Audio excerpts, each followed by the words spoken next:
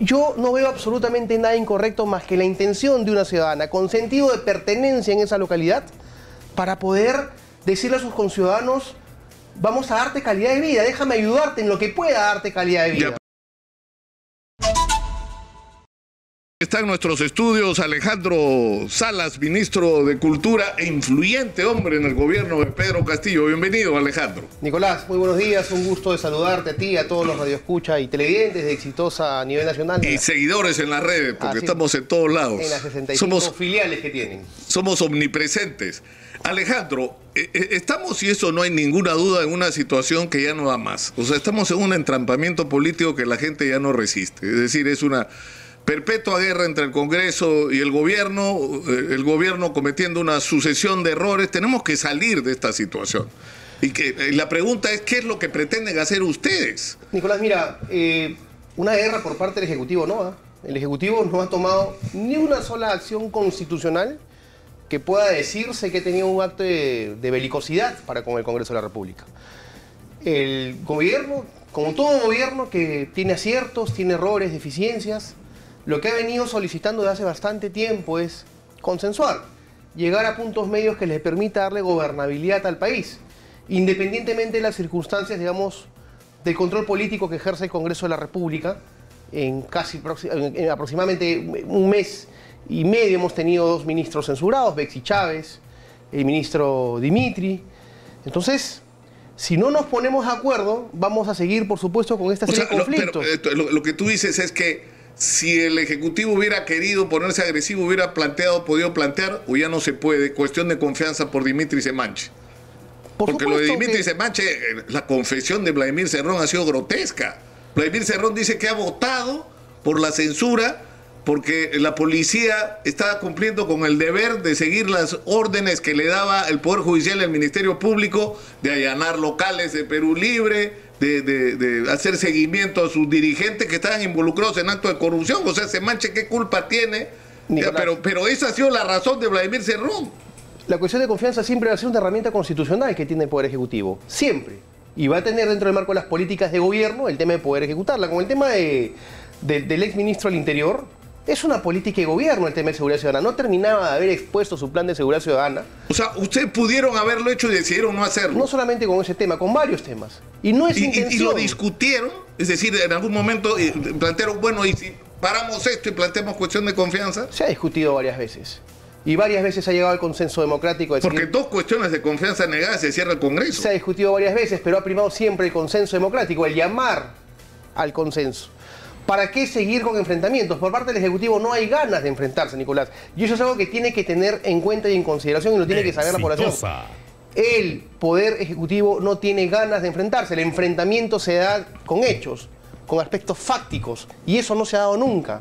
Siempre se da y se presentan sobre la mesa distintas posibilidades y situaciones que finalmente, en una mesa democrática donde estamos todos los ministros, llegamos a aterrizar y abordar que el país no necesita más conflictos. Un conflicto no le hace bien a los ciudadanos, que es en quienes finalmente tenemos que pensar. Y esa es la posición que tiene el Poder Ejecutivo, tratar de llegar a un punto de encuentro con el Poder Legislativo para darle solución. Mira, hay algo que pasó desapercibido cuando lo interpelaron al Premier. El Premier termina su intervención y presenta un acuerdo de gobernabilidad a la presidencia del Congreso de la República. Eso nunca se dijo, eso nunca se exteriorizó. Eran puntos y son puntos muy importantes porque para nosotros como Poder Ejecutivo sigue vigente. Puntos muy importantes para poder lograr la gobernabilidad del país. Y simplemente ese papel quedó en una mesa. Invitamos al Congreso de la República a que pueda leerlo, a que pueda revisarlo. Tenía la firma de todos los ministros que acompañamos al Premier con la finalidad de poder lograr la gobernabilidad que el país necesita. Yo te voy a hacer llegar una copia del documento con todas las firmas que se presentó al Congreso de la República. ¿Usted cree, o tú crees, Alejandro, personalmente, que esto va a cambiar cuando cambie el liderazgo en el Congreso? Es decir, que esa, digamos, especie de obsesión por censurar ministros y por replantear la vacancia, prácticamente desde el día que se instaló el presidente ya el tema de la vacancia era parte de la agenda cotidiana casi del Congreso. ¿Que eso va a cambiar cuando salga Mari Carmen Alba? Tendría que cambiar si es que realmente se tiene un poco de cariño al país. Tendría que cambiar si es que lo que se necesita realmente es darle soluciones a un gobierno que, por supuesto, encontró un país con una crisis sanitaria con el COVID que aún nos aqueja, estamos entrando a la cuarta ola, en una crisis internacional y en una crisis alimentaria que ya ha sido anunciada. Son aspectos, digamos, que vienen desde afuera, Nicolás, y que el país no espera más problemas, no espera más conflicto.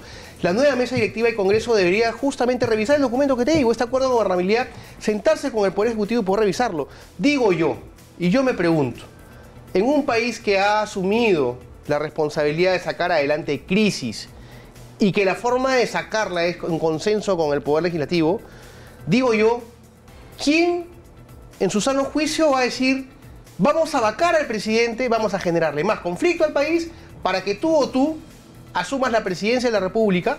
Porque también le vamos a la acusación constitucional contra la vicepresidenta, va a prosperar. Tú, no sé si tú personalmente, pero lo que usted dice es que hay un plan, ¿no es cierto? Bueno, incluso algunos pretendieron que parte de ese plan fuera usar la huelga de los transportistas, ¿no? Que hubiera una sola gran huelga de transportistas que creara un clima de zozobra y que en ese contexto se vacara al presidente, se inhabilitara a Dina Boluarte y entrara la señora Mari Carmen Alba de presidente previsional. El problema es que se le acabe el tiempo, le quedan menos de 20 días. ¿Cuántos días le quedan a Mari Carmen Alba para realizar su sueño? Creo que el 26 son las elecciones de la mesa directiva, pero las crisis políticas se generan en un escenario político cuando se solicita una vacancia, que es en el Congreso de la República, y se generan en las calles también.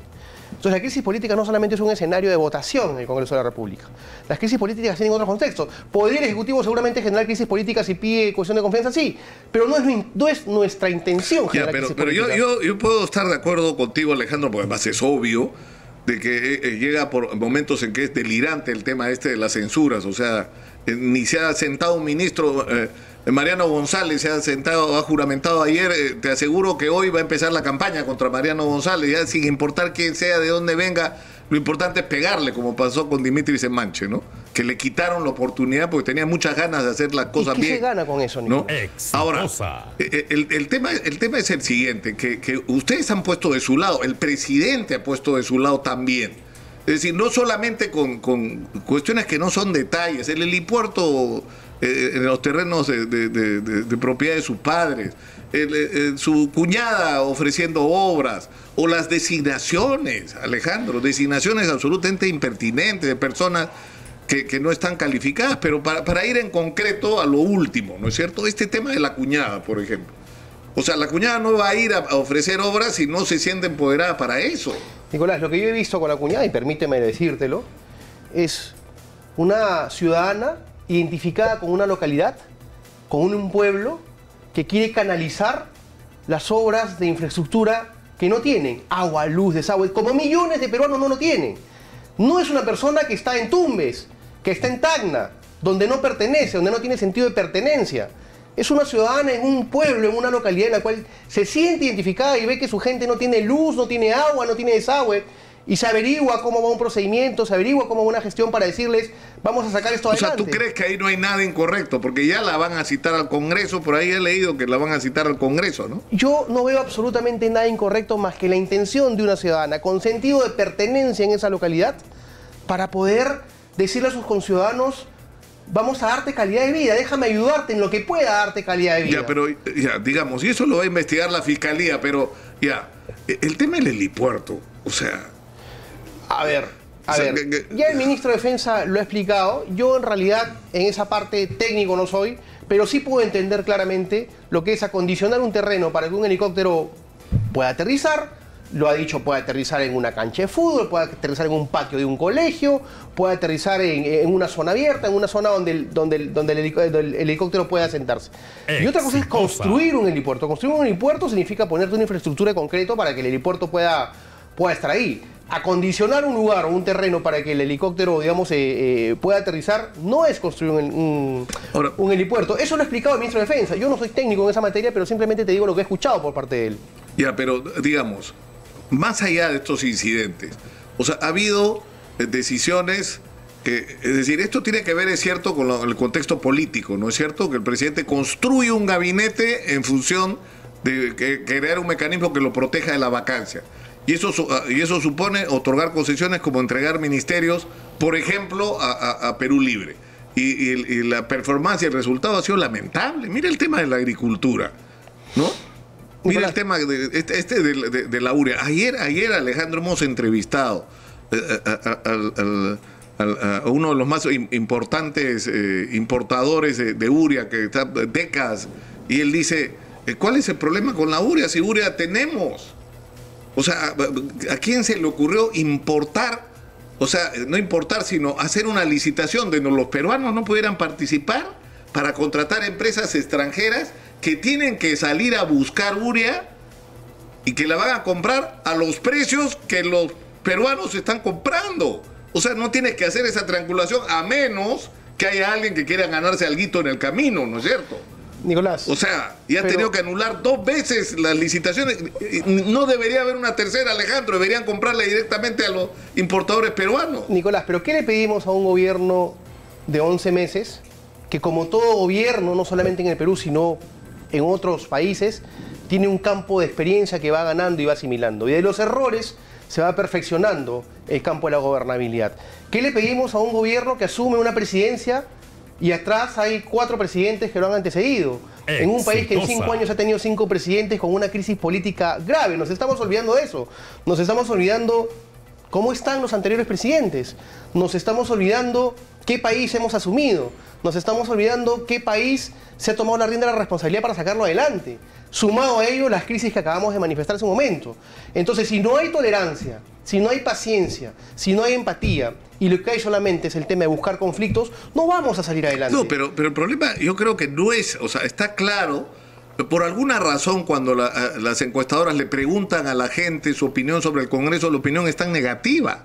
Es decir, la gente tiene muy mala opinión del Congreso, pero la gente también tiene mala opinión del presidente. Y eso no tiene que ver con los ataques del Congreso, sino con la expectativa que la gente tenía sobre un presidente que puede no tener las cualidades oratorias y la formación académica e intelectual de otros presidentes que hemos tenido, pero que se suponía que tenía esa vena social y que le iba a permitir atender las necesidades de la gente y construir un gobierno eficiente y de cambio, un gobierno donde, por ejemplo, lo primero que estuviera excluido sea el tema de la corrupción.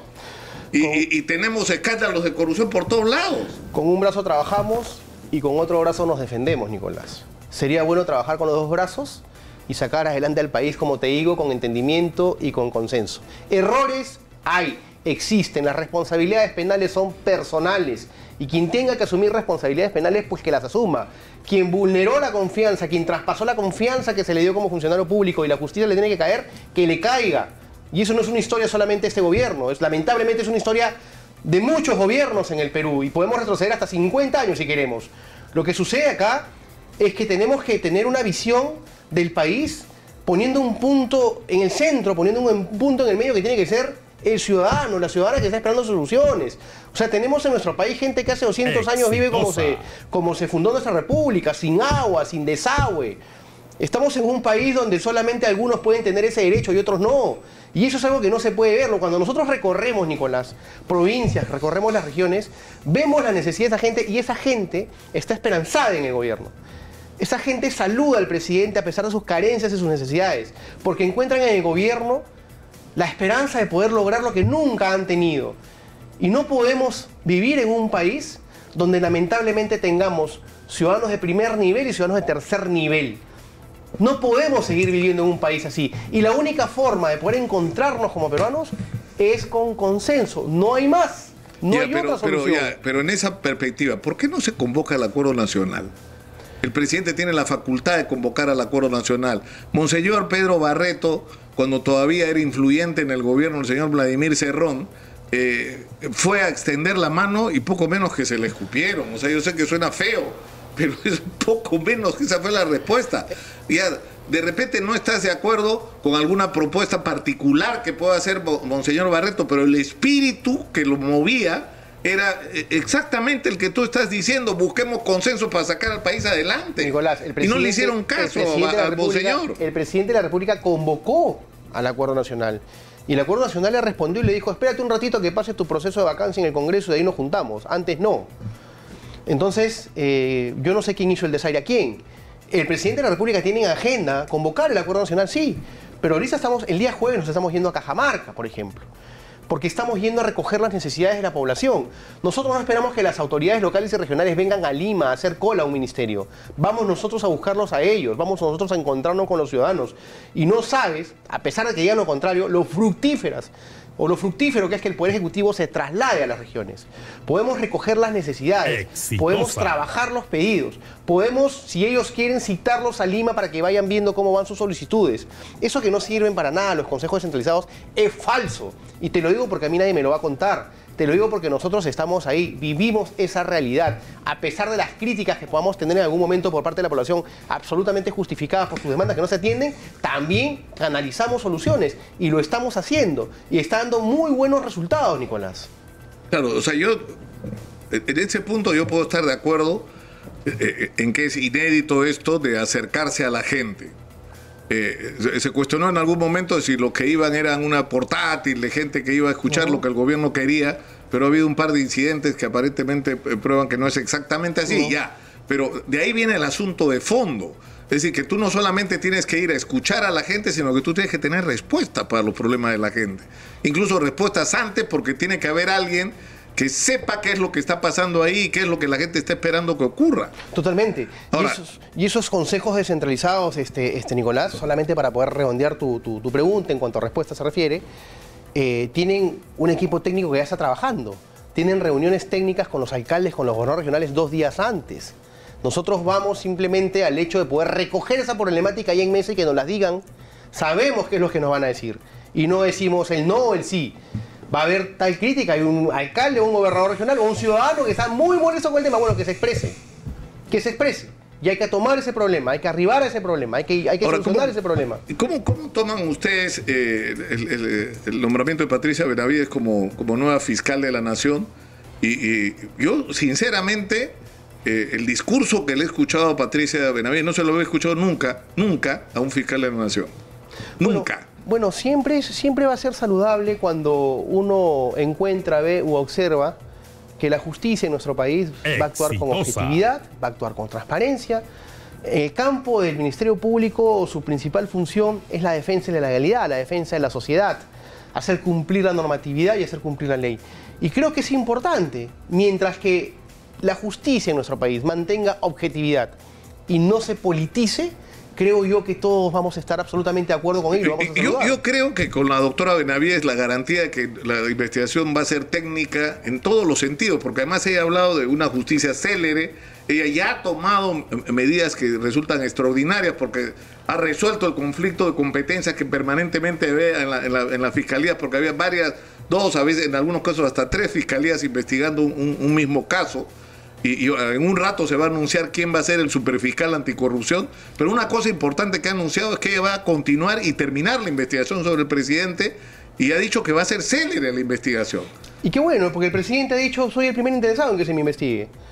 Y ahí está, ayer lo ha repetido, a pesar de que estamos en un contexto en el cual existe una campaña de demolición hacia mi persona, hacia el gobierno, hacia mi familia, pues que la Fiscalía investigue, lo ha dicho él ayer, lo ha dicho en pero su abogado simultáneamente está planteando objeciones a si es constitucional o no esto. Si esa era la diferencia, es decir, es cierto que esto es la primera vez que ocurre, nunca se había investigado en ejercicio de ningún presidente, y muy mal que no haya sido así, porque fíjate cómo están, tú mismo has llamado la atención sobre ¿dónde están los expresidentes? El que no se escapó o se suicidó está haciendo cola para ir preso. Pero es el país que hemos heredado, Nicolás. Es el país que se ha heredado y es el país con muchísimos problemas. Claro, pero es el país que el profesor Castillo pretendió cambiar. Entonces el ejemplo lo tendría que dar el propio presidente, no solamente diciendo me someto a la investigación, sino diciéndole a Benji, abogado, Benji, déjalo ahí, no te metas que me investigue. 2 cositas. Es el país que el presidente Castillo ha heredado y que prometió cambiar, como dice, pero estamos a 11 meses de gobierno. No estamos en 4 años de gobierno. Y con relación al tema del abogado, es parte de la defensa técnica. Toda persona dentro de un marco de derecho constitucional tiene la facultad de poder elegir a un libre abogado de su elección. Y el abogado puede recomendarle el camino a una defensa técnica. Un tema es la voluntad como uno tiene como persona natural y otra es lo que te recomienda tu abogado para hacer valer tus derechos. No confundamos, la intención del presidente es que se le investigue. Ahora, obviamente existe un camino de defensa técnica que ahora tú eres consciente, Alejandro, que la situación es bien complicada. Es decir, tienes a su secretario que está involucrado según la tesis de la Fiscalía, en una organización criminal. Tienes a uno de los sobrinos del presidente involucrado. Tienes a uno de los hombres de confianza del presidente, que era Juan Silo, el exministro de Transporte, que está involucrado. Tienes a un señor como Samir Villaverde, que tiene antecedentes delictuales, porque no hay otra forma de definir lo que era el señor Villaverde, que sin embargo participó en la parte final de la campaña y era del entorno. Es decir, ¿de quién estaba rodeado el presidente? Yo creo que ese marco y esa curva de experiencia le ha costado mucho al presidente de la República, y hay que ser sinceros en eso. Se le juntó, se le acercó gente que abusó y superó la confianza que él había dado. Entonces, o sea, tú dices, es un ingenuo, no es un corrupto. Estaba seguramente... No, por supuesto, yo te lo digo, yo he conversado con el presidente de la República. Y mirándonos a los ojos, no solamente a mí, sino al Consejo de Ministros, nos ha dicho, soy el primer interesado en que estos hechos se investiguen. Todo lo que se denuncia, que se investigue. Él lo ha manifestado. Entonces, yo no sé si ingenuo o no, pero tuvo la mala suerte de que se le acercó gente que no debió acercársele.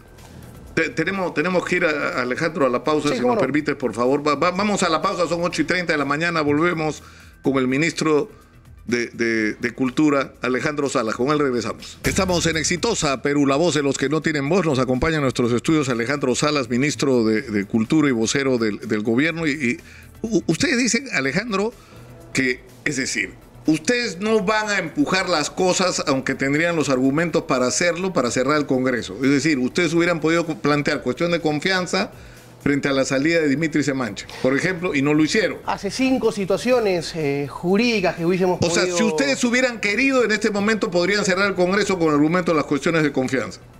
Tenemos el instrumento constitucional, pero no... Ahora, habría que ver también si los congresistas, ante la amenaza de la cuestión de confianza, hubieran votado por alguna censura, ¿no? Sí, pero... Ahora, pero ustedes dicen, ya, hay un plan. ¿Cuál es el plan del otro lado, según ustedes? ¿Vacar al presidente, sacar a Dina Boluarte, y qué viene después de eso? Mira, más que plan, no sé si es un plan o una estrategia, ¿no?, a la cual se quiere abordar, pero la denuncia constitucional contra la vicepresidenta, que en realidad, bajo mi punto de vista jurídico, no tiene ningún tipo de argumento constitucional. El tema de los embates al presidente de la República, ya ha habido una moción de vacancia que prosperó en una sesión del Pleno del Congreso y tuvo que ir el abogado del presidente a defender la vacancia. A ver, yo me pregunto, Nicolás, y es algo que conversábamos en el comercial, si llegase a ejecutarse esta estrategia por quienes quisieran formularla o plantearla, y se arrebata el poder del presidente Castillo, y se toma el poder, digámoslo así, por quien asuma la presidencia del Congreso, ¿qué país le espera a ese supuesto nuevo gobernante? Pero tendría que convocar elecciones. No van a convocar elecciones. ¿Tú crees que van a convocar elecciones?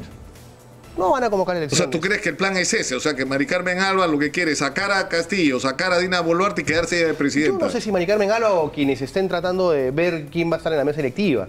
Y creo que en vez de pensar en eso, lo que se tiene que pensar es qué puntos de encuentro... O sea, ¿tú crees que la pretensión es sacar a Castillo de Dina y quedarse ellos hasta el 2026? Pero yo no sé a quién le puede quedar duda de eso. Sin embargo, está el derecho de la duda. Pero todas las acciones que se están viendo nos llevan a pensar que podría ser así. Y la pregunta es, ¿qué país asumiría? Un país con crisis internacional. ¿Tú crees que el país, a quien asuma ese mandato, lo va a esperar un mes para decirle soluciona los problemas ahorita? Claro, van a venir con la justificación, espérate, dame 2 años. El presidente Pedro Castillo tiene 11 meses de gobierno. Entonces, seamos un poco más sensatos, más coherentes, más pacientes. Creo que el país espera soluciones y la única forma de abordar estas soluciones, así le moleste a quien le quiera molestar, es que el Poder Ejecutivo y el Poder Legislativo se encuentren. No hay otra forma. Te escuchaba, Nicolás, y solamente para redondear la idea, antes de empezar la entrevista, que manifestabas que se vayan todos. Bueno, ese es el sentimiento, creo, de la mayoría de los peruanos. ¿Quién viene si se van todos, Nicolás? Tenemos bueno, eso también me lo he preguntado, Alejandro. O sea, tenemos una reforma política que nos permita garantizar que vamos a tener un mejor Congreso. ¿Por qué, en vez de distraernos, efectivamente, el Congreso de la República no trabaja un tema de reforma política que nos permita tener mejores políticos, mejores representantes, mejor fortalecimiento de las agrupaciones políticas? Yo creo que ese es un trabajo que se le debe al país y es un trabajo que se tiene que abordar. Y no lo estamos abordando, lo estamos dejando pasar una vez más, 5 años más. Ya, pero eso... Ahora, ¿ustedes van a insistir con lo de la Asamblea Constituyente? Mira, ¿o eso ya está cerrado? El documento se presentó, se archivó Y lo que ha dicho el presidente Pedro Castillo es: cualquier congresista que tenga la iniciativa de presentar un proyecto de Asamblea Constituyente, nosotros como Ejecutivo lo vamos a respaldar.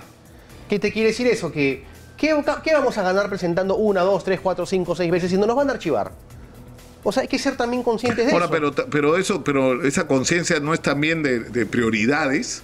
Es decir, si es una prioridad, y más aún en un contexto de tanta polarización como el que tenemos en este momento, miren lo que les está pasando en Chile. Terminaron el texto constitucional, lo entregaron ayer, y la encuesta publicada el domingo dice que el 51% votaría en contra. Bueno, y solo el 34% a favor del texto constitucional. Esperemos que se den esas elecciones. Lo que sí es cierto, Nicolás, es que es mucho más sincero llamar a una asamblea constituyente que modificar 55 artículos de la Constitución. Bueno, eso está mal, ¿no? Eso es verdad. Es mucho más sincero. Eso es verdad. ¿no? O sea, porque están convirtiendo al actual Congreso en una asamblea constituyente sin decirlo. Porque el Congreso está tomando la facultad de darle vuelta a media Constitución. Entonces, eso está mal. Entonces seamos más sinceros. Y además este Congreso, si fuera otro Congreso, un Congreso con legitimidad, con respeto de la gente, de repente, ¿no? Pero este Congreso es el menos autorizado moralmente para cambiar la Constitución como pretenden hacerlo. Ahora, sin embargo, hay otros temas. O sea, por ejemplo, esto es cierto que ha habido un problema con la filtración de información por parte de las fiscalías. Pero esto tiene dos caras. O sea, uno es que gracias a la filtración se ha podido conocer casos y a la intervención de la prensa que han impedido la impunidad. Porque si no hubiera sido por las denuncias de la prensa, esos casos morían en el camino y ni nos enterábamos. Pero por otro lado, también es cierto que gracias a la filtración, el ejemplo más emblemático es Alejandro Toledo. Alejandro Toledo le dijeron: Alejandro, van a dictar orden contra ti. Se fue antes de que esto ocurra, porque sabía lo que estaba en camino. No. ¿Por qué? Porque alguien dentro del sistema le advirtió. Mira. Y eso ocurre sistemáticamente con narcos, con delincuentes, con... Y la filtración... Ahora, pero el problema es... ¿Qué necesidad de presentar un proyecto de ley cuando los mecanismos para controlar esto existen? Existen, pero no se dan, Nicolás. Bueno, entonces que se den, pero ¿para qué vas a presentar un proyecto de ley que la propia... Mira lo que dice Elvia Barrios, ¿eh? La postura nuestra, que consideramos en primer lugar que es inadecuado porque ya hay una sanción. Tiene razón Elvia. Y dice, y lo segundo es que considerando que tras este proyecto hay un propósito subalterno, porque hay que reconocer el trabajo importante que históricamente ha realizado la prensa para develar serios actos de corrupción, porque esa es la interpretación que uno puede tener. Pero entonces, Nicolás, sincerémonos pues, y hagamos a través del Congreso, de pronto por propia iniciativa del Poder Judicial, porque los documentos se filtran, y que si se filtran, bueno, que se filtren, hagamos un documento que no hay investigación reservada. Y que toda investigación sea pública. Y nos sinceramos todos. ¿Para qué hay prohibición si no hay sanción? ¿Qué sanción? ¿Administrativa? Yo quisiera leer un artículo del Código Penal que diga que efectivamente el fiscal que tiene la obligación de llevar una investigación reservada, al momento de romper la reserva, tiene el problema son las consecuencias claro. O sea, por ejemplo, a Dimitri Semanche no se le escuchó porque ahí está el nivel de polarización. Decía una cosa que en medio de toda esta discusión tan tóxica, tenía razón. Él decía, ¿por qué la Fiscalía, en vez de filtrar la información sobre una grabación en la que se ponía evidencias o se mostraban evidencias o indicios graves que comprometían a Juan Silva, en vez de filtrarlo a los medios, no solicitó la captura y lo metieron preso inmediatamente? O sea, le dieron el espacio para que fugara. Ahora, ahí viene el otro tema. Entendamos algo, Nicolás. Hay dos medidas que puede tomar el Ministerio Público. La detención preliminar, que no requiere audiencia. Basta con los indicios solamente para que se requiera, vayas y captures a una persona. Y la prisión preventiva. Pero claro, que sí necesitas convocar a una audiencia. Claro, pero por eso, si tú tienes un audio donde Juan Silva está hablando de dinero, de 100.000 soles con Samir Villaverde, la Fiscalía tiene la potestad de detenerlo, creo que son 10 días, no sé cuántos días son. Sí, y en ese contexto ya lo tienes. ¿Qué fue lo que pasó? Se filtró la información a los medios. Y fue escandaloso, que puede ser muy útil desde el punto de vista político, pero en términos de la eficiencia de controlar la situación de la persona que estás investigando... Ahora, acabas de dar en el clavo de la naturaleza de ese proyecto de ley. Que es justamente eso. Pero no lo necesita, Alejandro. Que no se intoxique la investigación. O sea, con eso, cuando se filtra el documento, puede haber terceros interesados que empiezan a desaparecer pruebas también. Porque ya se evidenció parte de la investigación. Ya, pero cuando tú tienes hasta la presidenta de la Corte Suprema preguntando, es decir, porque además si vas a presentar un proyecto de esa naturaleza, que implica digamos, las funciones de varios actores, porque estás implicando al Ministerio Público, al propio Poder Judicial, lo mínimo que tendrías que haber hecho es una coordinación con ellos. Oiga, tenemos este problema. Se filtra información, es cierto, en algunos casos es positivo porque permite una intervención de la prensa y garantizar que no haya impunidad, pero en otros casos puede permitir la fuga de los involucrados o la fuga de información que puede ser clave. Entonces, enfrentemos el problema juntos y no que ocurra que el Ejecutivo tome una iniciativa que los otros actores, es decir, el sistema de justicia interpreta como una intromisión y hasta como una amenaza a la libertad de expresión. Es que ellos tienen autonomía, Nicolás. En el ambiente político en el que estamos, de pronto una consulta podría decir, oye, nos están haciendo una consulta, pero no es una consulta, es una intromisión la que está haciendo el Ejecutivo. Entonces preferimos guardar, digamos, el campo del respeto a la autonomía de poderes. El Poder Ejecutivo actúa con su propia autonomía, pero que hay algo importante. ¿Sabes qué es lo importante? Que el tema se ha puesto sobre la mesa. Y cuando un tema se pone en evidencia y se discute es porque algo tiene falencias ahí. Y hay que empezar a corregirlo. Por eso te digo, nos sinceramos y abramos la investigación. Que toda investigación sea pública, que no existe investigación reservada. Y se acabó el asunto. Y se acabó el asunto. Ya, ahora, estamos enfrentados a una situación en la que el presidente tiene abierta una investigación, cuyas conclusiones no las sabemos. El presidente dice que es inocente, el Ministerio Público dice hay razones para hacer esta investigación. Y esa investigación, por el compromiso de Patricia Benavides, la fiscal de la Nación, no va a ser eterna. Va a ser una investigación donde va a tomar los elementos que lleguen a sus manos y va a emitir en determinado momento un informe. Es cierto que ella no puede avanzar en la investigación porque se lo impide la Constitución, pero vamos a tener una conclusión en términos de información a los ciudadanos, en los que vamos a escuchar que la fiscal va a decir: no he encontrado evidencias que comprometan al presidente, o sí he encontrado evidencias, pero no puedo seguir adelante. Si se produce el sí, ¿cómo hacemos para seguir con un presidente que, según la Fiscalía de la Nación, tiene responsabilidades en actos de corrupción? Ahí se va a plantear un tema político muy serio, más allá de lo que diga el texto constitucional. Entendamos algo, la naturaleza de un fiscal es ser perseguidor del delito. La naturaleza del fiscal es señalar, es perseguir el delito. Entonces, si para perseguir el delito necesita investigar, que investigue todo lo que tenga que investigar. El presidente lo ha dicho. Pueden haber personas que pueden haber hablado lo que hubiesen querido, pueden haber fanfarroneado lo que hubiesen dado, lo que hubiesen querido, pero una prueba contra mí no van a encontrar. Entonces, dejemos que las investigaciones se den. Después de que la Fiscalía haga su trabajo, empieza un campo, ¿no es cierto?, que es el campo judicial, donde hay también la exhibición de medios probatorios. Ya, pero eso no se va a poder hacer.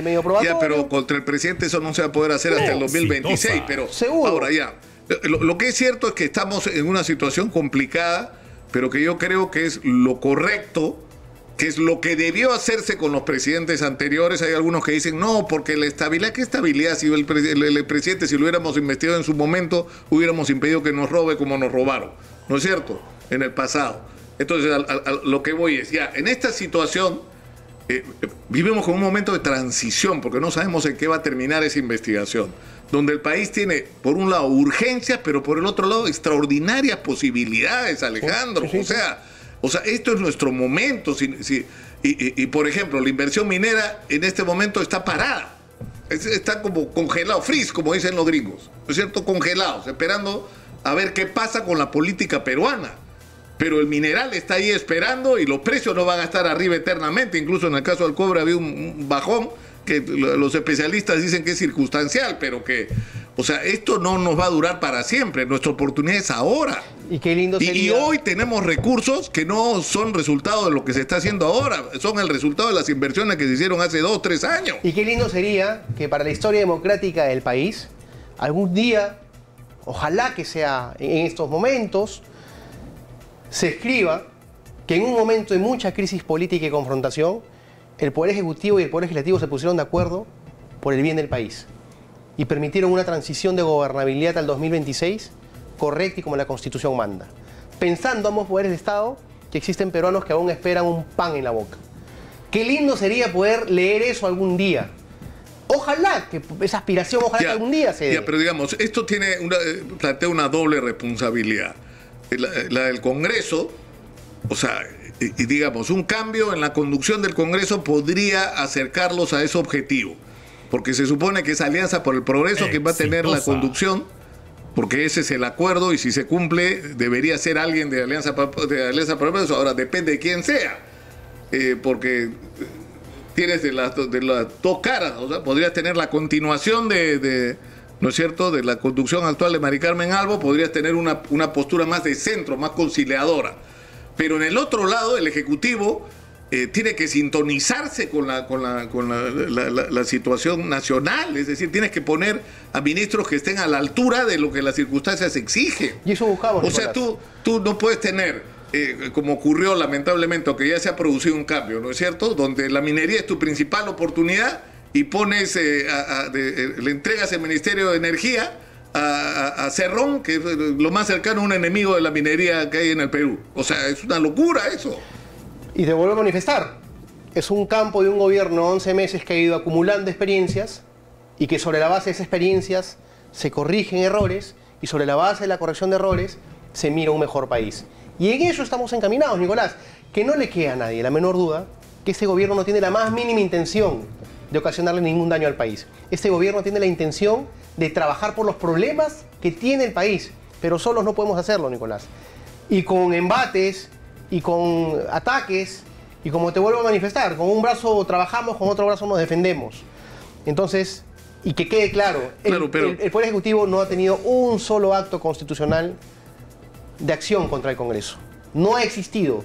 Y quien diga lo contrario miente, no ha existido. ¿Ni existirá? O sea, si el próximo Congreso ratifica la orientación de Mari Carmen Alba, ¿van a cambiar ustedes de estrategia? No lo sé. Nosotros nos defendemos y tenemos las herramientas constitucionales para seguir defendiéndonos.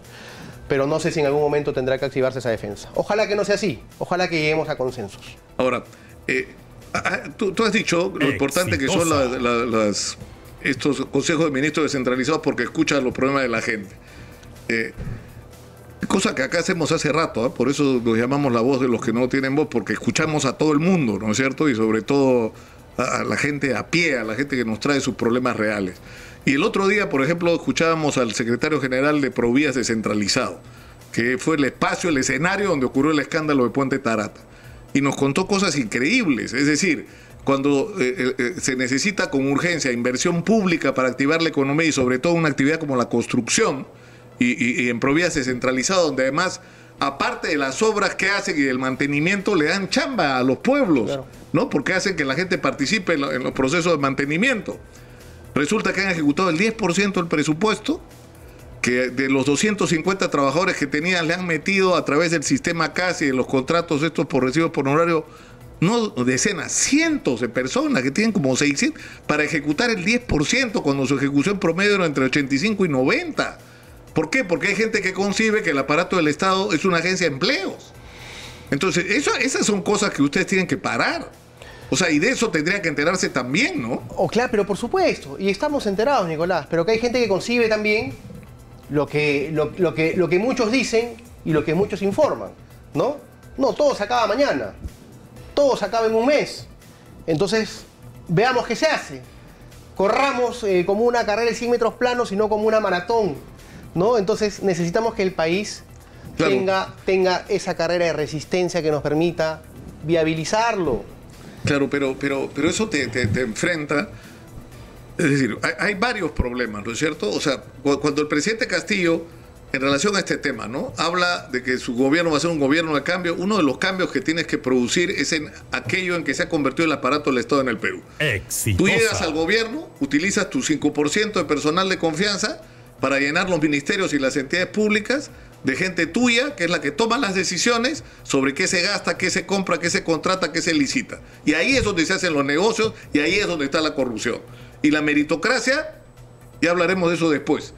Es decir, ¿y eso qué ha ocurrido? Que hemos tenido un aparato del Estado terriblemente ineficiente y corrupto.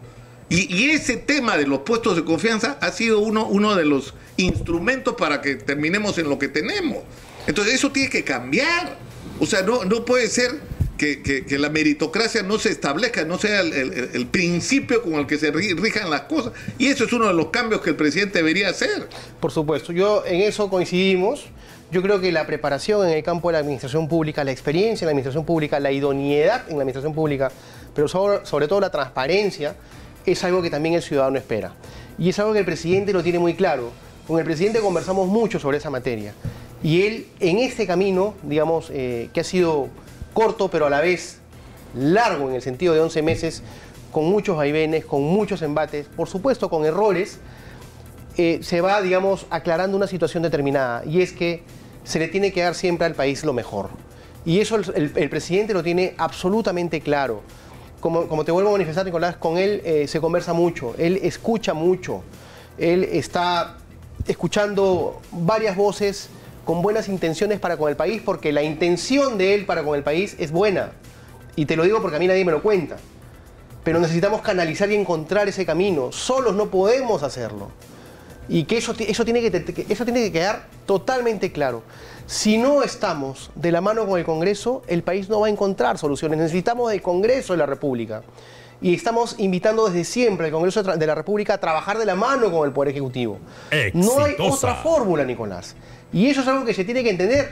Y eso es algo que los transportistas que se iban a ir al paro lo entienden también. Cuando han venido a pedirnos soluciones, todas las soluciones pasaban por paquetes legislativos. Con eso quería terminar. O sea, ya la huelga, digamos, está encaminada, ¿no es cierto? O sea, ya se ha levantado prácticamente en todos los sectores. Nicolás, el 90% de demandas de los transportistas tenían que ver con fórmulas legislativas.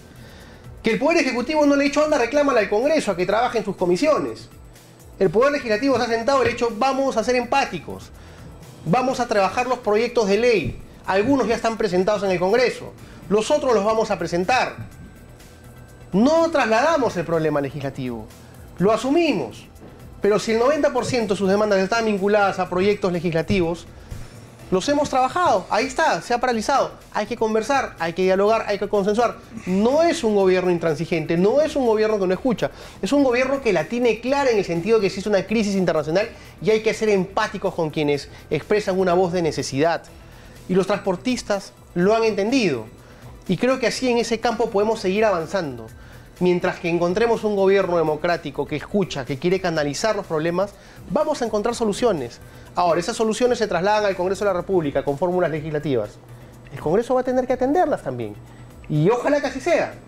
Entonces, si encontramos la fórmula de cómo sentarnos, el mejor espacio en política siempre es el espacio que lo encontramos en el punto medio. El problema es que por lo menos de acá hasta el 26 de julio no parece que esa va a ser la actitud del Congreso, porque acaban de citar a la cuñada del presidente y a la propia primera dama a declarar ante la Comisión de Fiscalización. Bueno, ya es una situación que no nos debe sorprender. Ellos hacen su trabajo también, consideran que es parte de su trabajo, digamos, revisar estos temas, y está bien, es parte de su autonomía que tienen constitucional. El tema es que todo siempre vaya dentro del marco de la objetividad. Creo yo que eso es importante. Sin show, sin ridiculizar, sin satanizar a una persona. Yo creo que hay que mirar siempre las voluntades y las intenciones de las personas cuando se expresan en público. Y te lo vuelvo a manifestar. Lo que ha hecho la sobrina es canalizar un pedido de ciudadanos con los cuales se siente identificada, de su localidad, de su pueblo. A la señorita no se le ha visto haciendo eso en Tacna. Porque Mari Carmen Alba ha dicho que ahí hay tráfico de influencias. Bueno, ya se está juzgando, ¿no? O sea, estamos en un tribunal mediático. Y creo que eso no es correcto.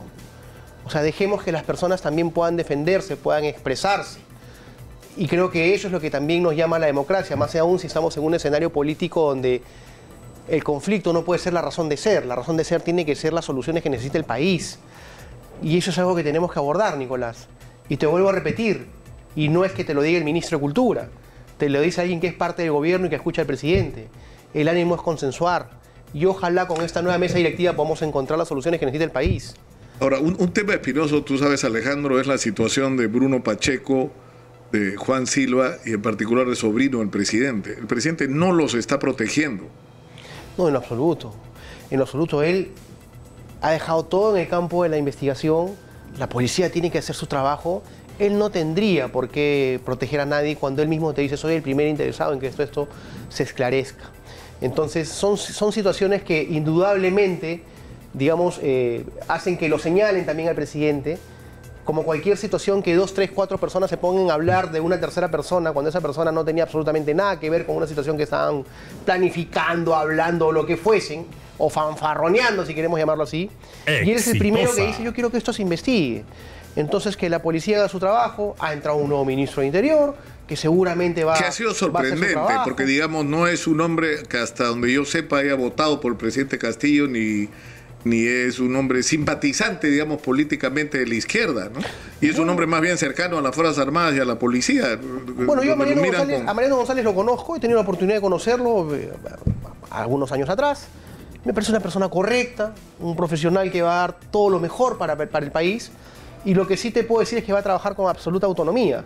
Y prueba de ello es lo que tú acabas de manifestar, que es una persona que nunca se ha manifestado a favor del presidente Castillo. Creo que está buscando el presidente Castillo. Seguramente es esa muestra política de decir, acá hay una persona que no tiene absolutamente nada que ver con un tema de simpatía con el gobierno. Va a trabajar con autonomía, va a trabajar con libertad, y eso es lo que corresponde. Y te lo digo porque cuando a mí el presidente me da la responsabilidad de ser ministro, lo primero que le pedí fue poder trabajar con autonomía y con libertad, y me dijo, ministro, no me lo pida, hágalo. Y espero lo mejor de usted. Y yo trabajo con absoluta autonomía, con absoluta... A mí nadie me da órdenes más que el Premier y el Presidente de la República. Nadie más me da disposiciones. Entonces todos esos... Última pregunta, ¿cuál es la relación con Vladimir Cerrón? Que claramente ha pasado a la oposición, votó por la censura del ministro y expulsó al presidente con una fórmula enrevesada, pero lo expulsaron del partido. Mira, yo no podría responderte cuál es la posición de don Vladimir Cerrón para con el presidente, pero sí te podría decir que para con el presidente, con el señor Cerrón, es la de haberle dicho gracias, y se lo dijo en el Twitter. Ahora quiero decirte que represento a 33 millones de peruanos y no a un partido político. Y si me estás invitando a retirarme, me voy. Pero no te cierro el puente y el diálogo para seguir conversando como lo puedo hacer con todas las agrupaciones políticas. Creo que ese es un gesto del presidente también, porque la política implica desprendimientos. Entonces, más allá de lo que le pueda costar en votos, como muchos dicen que se hace cálculos, para él ha primado la responsabilidad para con el país. Y esperemos que Perú Libre entienda también esa situación y siga trabajando para con el país respecto a lo que necesita el Poder Ejecutivo. Entonces, esa ha sido la actitud del presidente, de agradecimiento, ¿no? De saber decir gracias. Y bueno, ahora trabajemos juntos por los 33 millones de peruanos. Entonces, esa es la señal que le ha dado. Alejandro, te agradezco mucho por estar acá esta mañana. Sé que tienes un compromiso inmediatamente, pero está claro que has estado acá en ningún otro lado, ¿no? Sí, claro que sí. Muchas gracias. Muchas gracias, Muchas gracias, Alejandro Sala.